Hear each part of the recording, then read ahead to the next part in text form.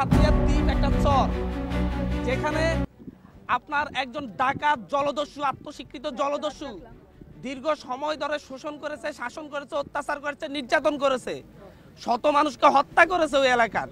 সেখানের বিষয়ে আমি গত কয়েক মাস যাবৎ উপদেষ্টাদেরকে বিভিন্নভাবে বলছি যে ওখানে একটি অস্ত্র অভিযান চালানো হোক, কিন্তু তারা কোনো অস্ত্র অভিযান চালাই নাই।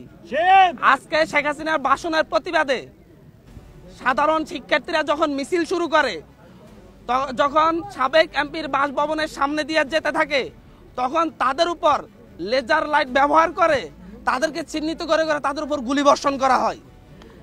এবং সবচাইতে বড় কথা হচ্ছে ওই বাসা থেকেই সেই সন্ত্রাসী মোহাম্মদ আলীকে গ্রেপ্তার করা হয়েছে। তাকে গ্রেপ্তার করা হয়েছে ওই বাসা থেকেই, কিন্তু ওই বাসাকে সিলগালা করা হয় নাই। সেখানে বসে বসে সেই তার সন্ত্রাসীরা সন্ত্রাসী কর্মকাণ্ড চালায়। সেখানে সামরিক বাহিনীর যে ক্যাম্প আছে, সেই ক্যাম্প থেকে সেই সন্ত্রাসী বাহিনীর সেই সন্ত্রাসীর বাড়ি মাত্র 3 মিনিটের হাঁটার পথ।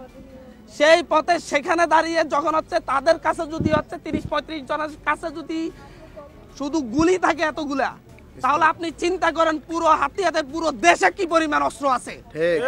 এই অস্ত্র দিয়ে তারা আজকে 6 মাস পরেও শিক্ষার্থীদের উপর গুলি চালাতে পারে। তাহলে কেন সামরিক বাহিনীকে ম্যাজিস্ট্রেসি পাওয়ার দেওয়া হয়েছে? কেন 2000 ছাত্র জনতা জীবন দিয়ে স্বরাষ্ট্র উপদেষ্টা নামক এক অপদার্থকে ছেড়ে বসিয়েছে? তাদেরকে সেই চেয়ারে বসানোর পরে যদি তারা সন্ত্রাসীদের থেকে অবৈধ অস্ত্র উদ্ধারের মতো হিম্মত না রাখে 6 মাসের মধ্যে, তাহলে আমাদের এই দেশের ভবিষ্যৎ কি? আমি বলছি যে যদি অস্ত্র উদ্ধারের হিম্মত না রাখে, তাহলে তো সেই অস্ত্র দিয়ে সেই গুলি করে আমাদের এখানে প্রত্যেককে গুলি করবে। তার আগে আপনারাই গুলি করে দেন আমাদেরকে, যে আচ্ছা তোমাদের জীবন নিয়ে আমাদের কোনো চিন্তা ভাবনা নেই, এই দেশের মানুষের ভবিষ্যৎ নিয়ে আমাদের কোনো চিন্তা ভাবনা নেই। আমার সেখানে অলরেডি একজন শিক্ষার্থী গুরুতর আহত হয়েছে গুলিবিদ্ধ হয়ে। পুলিশ থানা থেকে পালিয়েছে, কোনো ধরনের ব্যবস্থা নেয় নাই সন্ত্রাসীদের ভয়ে।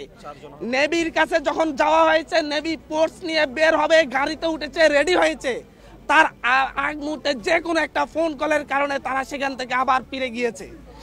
এখনো রাস্তায় দাঁড়িয়ে তারা শেখ হাসিনার নামে স্লোগান দিচ্ছে, মোহাম্মদ আলীর নামে স্লোগান দিচ্ছে এবং গুলি বর্ষণ করতেছে, চারদিকে সাউন্ড গ্রেনেড মারছে। তাহলে এদের বিরুদ্ধে অ্যাকশন নিবে কে? এই দেশ অনিরাপদ, এই দেশ পরাধীন, আওয়ামী সন্ত্রাসীদের হাতে পরাধীন এই দেশ। এই দেশকে, মাতৃভূমিকে আমাদের মুক্ত করতে হবে। হয় মাতৃভূমি, না হয় মৃত্যু। আমাদের লড়াই চলবে। সে যে উপদেষ্টারা এই নীতি গ্রহণ করবে না, তারা চেয়ার থেকে লাথি মেরে নামিয়ে দেওয়া হবে। আমরা স্পষ্টভাবে বলে দিতে চাই, সাভার নয়, হাতিয়া নয়, শুধু এর মাঝে সীমাবদ্ধ থাকতে হবে না। 24 ঘন্টার মধ্যে অনতি বিলম্বে সারা বাংলাদেশে সাঁড়াশি অভিযান পরিচালনা করে অবৈধ যত অস্ত্র রয়েছে সেগুলোকে উদ্ধার করতে হবে। সেই সাথে যারা কিনা এজাহারভুক্ত, যাদের উপর ফৌজদারি মামলা রয়েছে, সেই আওয়ামী লীগ এবং নিষিদ্ধ সন্ত্রাসী সংগঠন ছাত্রলীগের যেসব নেতারা এখনো হাওয়া লাগিয়ে ঘুরে বেড়াচ্ছে, তাদেরকে 24 ঘন্টার মাঝে গ্রেপ্তার করতে হবে। স্বরাষ্ট্র উপদেষ্টার কাজটা কি? তিনি এইখানের ভিতরে যে ঘোড়ার ঘাস কাটে নাকি অন্য কিছু করে, তাকে দেখলে মনে হয় তার কোনো ওদ নাই বোধ নাই, সে হলো গায়ে হাওয়া লাগিয়ে ঘুমায়।